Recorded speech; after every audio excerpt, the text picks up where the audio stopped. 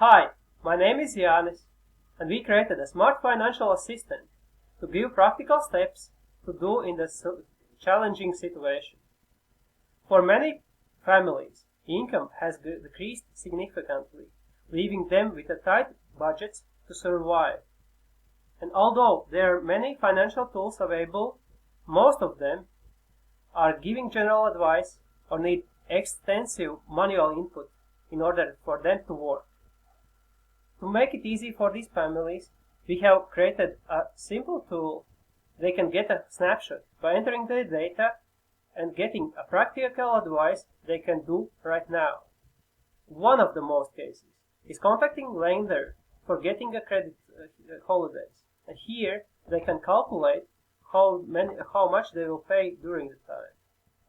But the most important is possibility to connect your bank, and based on open banking, we will be navigating and suggesting the prediction of their potential spendings and how they can save some extra money by doing some very practical, simple steps.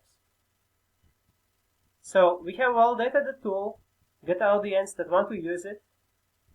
It is free of charge, but in the long term, we will increase the subscription model. I'm Yanis. My CTO is Martin. We are a very strong team behind it with the necessary technical experience.